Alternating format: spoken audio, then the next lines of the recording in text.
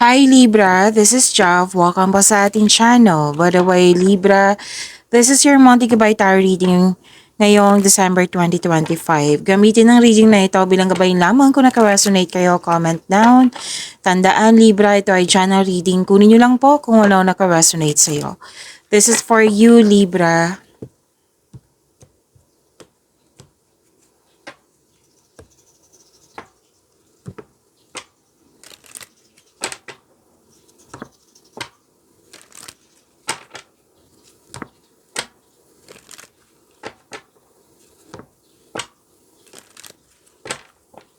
Para po ito sa'yo Libra, ngayong December 2025. Kuha muna tayo ng angel number po.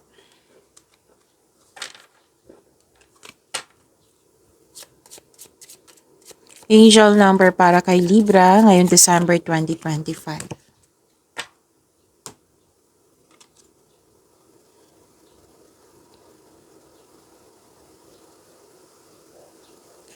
Angel number 222.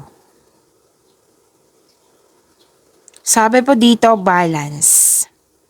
Now is the time to take inventory of your feelings. Are there any feelings of imbalance or resistance? Divine whispers are here to remind you that the alignment that you seek also seeks you. Breathe, rest, and reset. To attract more blessings, let us say the power affirmation.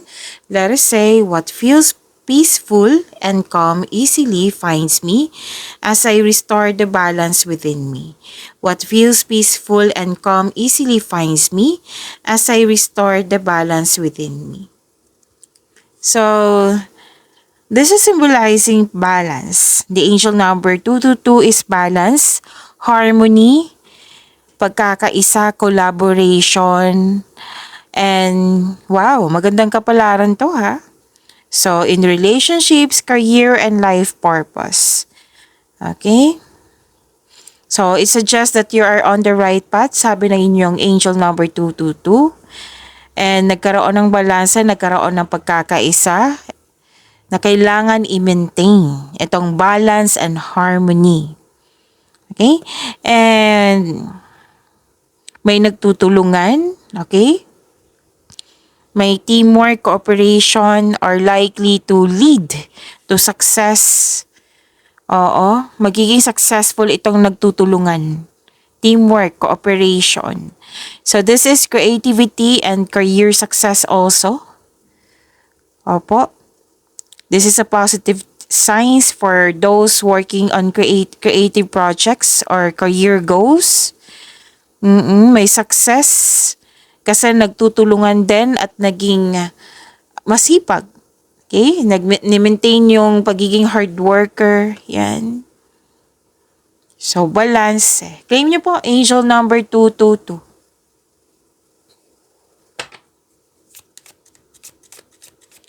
Maraming salamat po sa inyo patuloy na suporta sa mga nag-donate, sa mga hindi nag-skip ng ads. Maraming salamat po.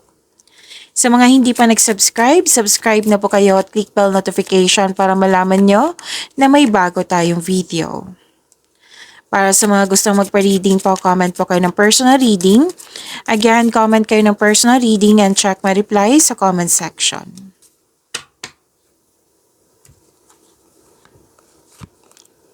Okay, may malaking influence ang isang babae at lalaki. Pwede ikaw to? Pwede siya? Na malaki ang kanyang influence. At may bisita, may importanteng bisita, or kayo ay may balak na bibisitahin. Pwedeng importanteng lakad din po ito, Libra. At nakikita ko dito na makaka-receive kayo ng news or information. Pwedeng opportunities na bibigyan mo siya ng agarang aksyon.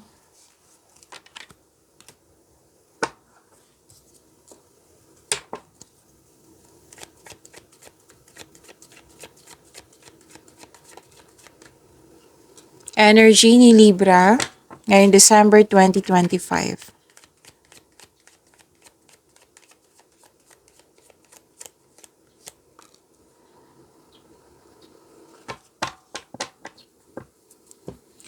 Para sa mga bago dito, kung may napansin kayo na repeating message, yan po yung pinupush ng card sa inyo. Like for example, nanood kayo sa isang video reading nyo sa daily, weekly at dito din sa inyo monthly at may napansin kayo na repeating message, yan po yung pinupush ng card sa inyo na kailangan yung bigyan ng atensyon, solusyon at aksyon kung maaari po. So na yung energy ni Libra. Malalim ang iniisip. Nagmuni-muni, nag-iisip ng mga plano pangarap sa buhay, nag-iisip ng mga desires sa buhay. Pero then pumipili ka dito, Libra. Like, may nakita kasi ako dito, Libra, na pwede sa buhay pag-ibig to, na pwede pumipili ka ng tao na kung sino yung pinaka-genuine sa kanila. Like, maniligaw, pwede din kaibigan. Pumipili ka ng kaibigan. Pwede din bagay po ito. Pero mag-ingat kayo sa sobrang pag-iisip ha. Baka ang ending nito malilito kayo. So balance lang po. So ingat din sa temptation. Oo. May nagsabi sa akin ngayon, pwedeng na-tempt ka sa isang bagay na gusto mong igasta yung naipon mo. So pag-isipan niya na mabuti. Pero at the end of the day, kayo naman po yung mag-decide niyan kasi buhay niyo po iyan, pera niyo po iyan. So, paalala lang po ng card niyo po ito. Kumbaga, balansehin. And, wow, this is big ideas ha. Blessings yan, malaking blessings to. Big ideas. Ako, gustong-gusto ko yung ideas niyan. Kasi ang ideas kasi, andyan yung tools na binigay ng universe sa iyo na kailangan mo lang bigyan ng aksyon. Ideas, andyan yung solusyon, sagot sa inyong mga katanungan, andyan yung, andyan din yung yun nga, yung tools na makapagbigay sa iyo ng kaunlaran. Yan, you are very inspired. Gusto mo nga magkaroon ng dagdag investment para magkaroon ng financial growth. Karagdagang investment. Gusto mo mag-level up. But remember, this is energy. Pwede sa career and money to, pwede sa love and romance, pwede sa personal life. Basta pag level up, kung sa career and money to, gusto mo ng promotion.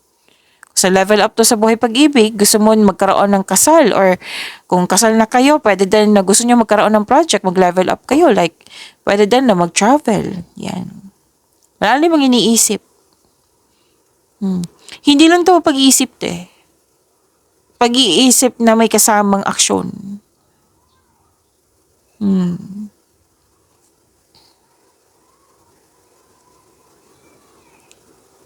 Okay. So, please expect, Libra, na magiging busy kayo ngayong December 2025.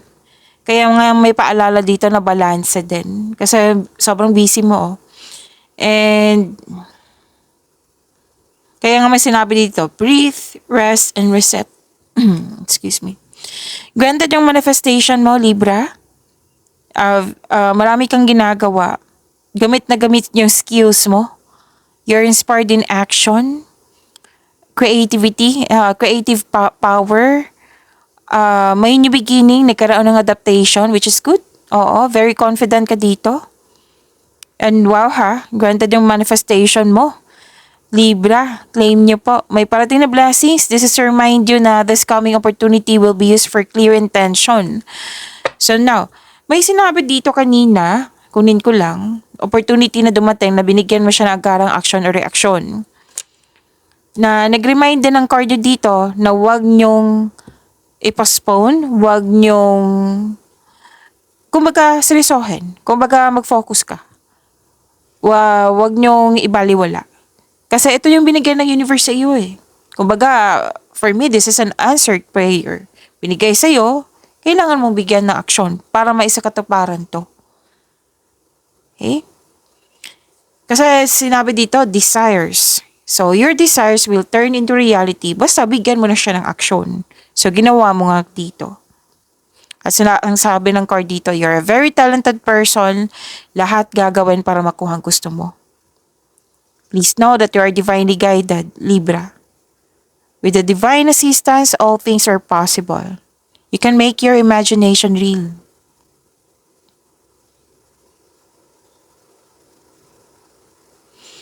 Nagkaroon ng kayong lahat, single ka man, marelasyon sa buhay mag-asawa.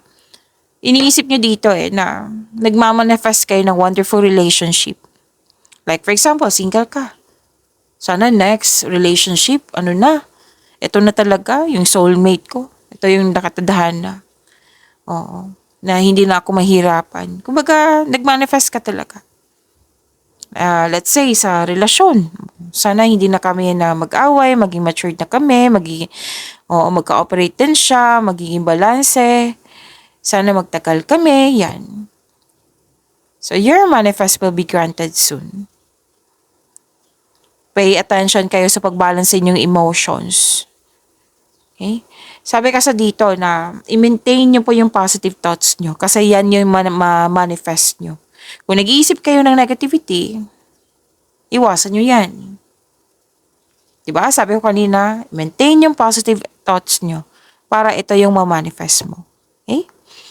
And kung single ka, pay attention to balance your emotions with your thoughts while remaining grounded and passionate para ma-attract mo yung green flag na tao. Same din sa mga marelasyon sa buhay mag-asawa. Balance your emotions with your thoughts while remaining grounded and passionate.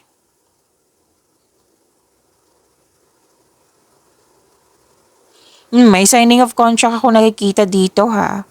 At makaka-create kayo ng opportunity po ng dahil sa inherent skills nyo. Yes. Kung may balak kayo mag-start ng negosyo, may go signal po dito. Yes. Tapos may negotiation ako nakikita dito. Magkakaroon ng successful agreement. Claim niyo po. At may signing of contract ha. Yes. So, ang ganda.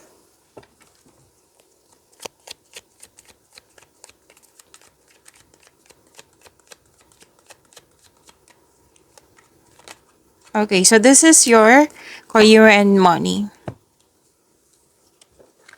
Huwag kayong matakot sa card na ito ha, kasi this is transformation. Walang mangyayaring masama. Transformation lang po iyan.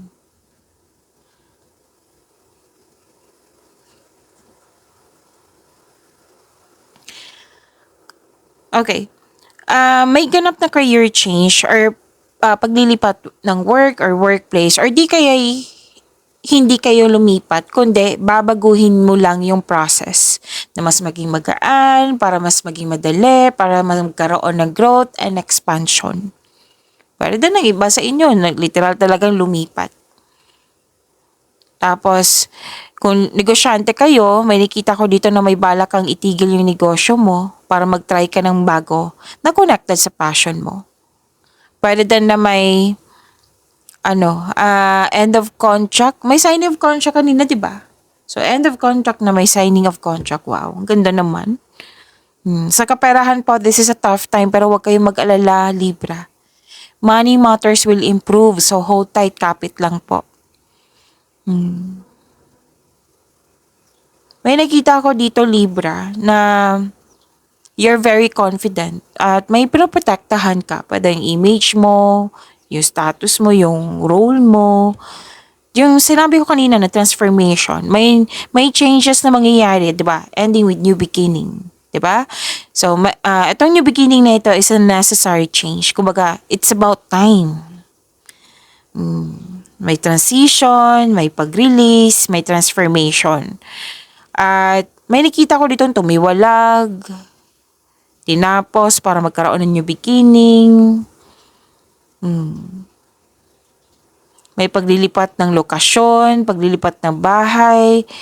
Yan. So, growth always means leaving something behind. Diba sinabi ko kanina, like, sa yung, anong tawag dito?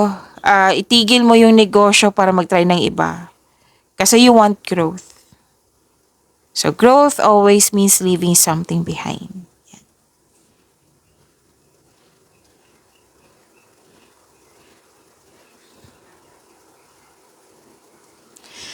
Wow, may parating na malaking pera, oh. Makaka-receive ka ng malaking pera. Oo, Libra, claim nyo po. Or unexpected job opportunity na makapagbigay sa ng malaking pera. Claim nyo ha, Libra. Ang advice po dito, kailangan po ng mahabang pasensya. So, makaka-receive ka ng malaking pera. Claim natin to kahit hindi ako Libra. So, claim natin. Okay? Huwag kang mag-alala. Kasi may nakita ko dito ang ilam sa inyo naiinip eh. Na pwedeng expectation nyo to na darating to. So, huwag kang mag-alala. Darating po ito. Sabi ng yung card. Magkakaroon din ng growth and expansion. Oh, dalawang card mismo nagsabi dito. Magkakaroon ng growth and expansion. And happiness, nakikita ko dito, pleasure, development, success. Kasi kung sa astrology to, this is Venus eh. This is about love, beauty, money, and creativity. So please expect na magiging busy kayo nang dahil sa pagbabago na ito, Libra. O, wag kayong mag-alala sa pagbabago ha, kasi ang ganda ng output, kumbaga. Yung mga parating sa inyo, may pagbubunga na mabuti na parating. Yan, this is abundance and success. So, be happy with the results of your action. Resulta to sa inyong mga ginagawa. I consider this is harvest kasi sinabi 'di ba? Results of your actions.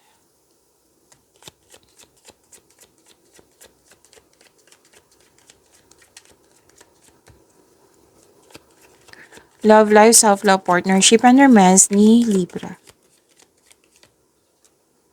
Wow, nakuha niyo si Wheel of Fortune, Libra. Claim niyo po.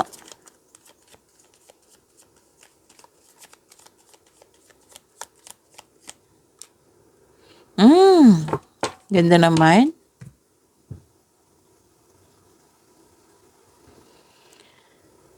Okay. Sa mga single, may chance na mamimit mo yung new romantic partner mo ngayong December 2025. Sa mga may relasyon sa buhay mag-asawa na may conflict, problema, or hindi pagkakaunawaan, huwag kayong mag-alala. Kasi may parating na blessing sa inyo nang siyang dahilan na magkakaroon ng pagkakaayos. Yes, may magandang new experiences after a time of sadness. Magkakaayos kayo. So you are moving from a painful cycle to happiness. Embrace this new situation na dumating sa inyong buhay, Libra. May changes sa darating ha, or blessings po. Magandang kapalaran po ito. Yes po.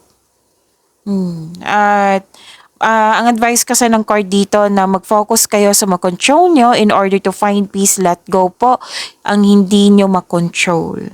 So this is good luck and good karma, things going your way, happiness. May naganap na nakadestiny sa iyo. This is a completion of cycle. Ganda naman. Claim nyo po itong good fortune.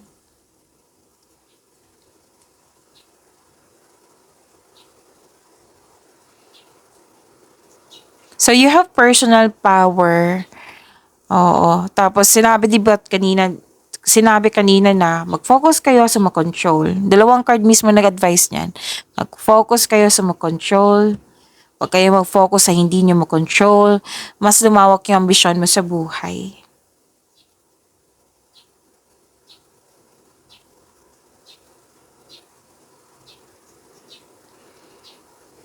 So may parating na dalawang card mismo nagsabi dito. May parating sa inyo na romantic partner na papasok sa inyong buhay ngayong December 2025. Kitang-kita ko nga dito na very excited kayo. Makakatanggap kayo ng event invitation or may nag-ask sa iyo ng date. So may travel din ako nakikita dito. Para sa lahat single ka man marelasyon sa buhay mag-asawa.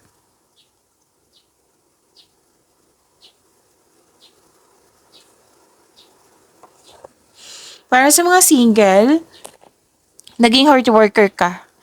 Kumbaga, kailangan ng, di ba sabi kanina, balance? O, lumabas din siya dito. Kailangan po ng balance eh. Kasi sinabi dito na prepare yourself kasi magiging busy ka. Dito, nag-remind ang card sa inyo, baka ito yung nakikita kong hindi pagkakaunawan dahil sa lack of time.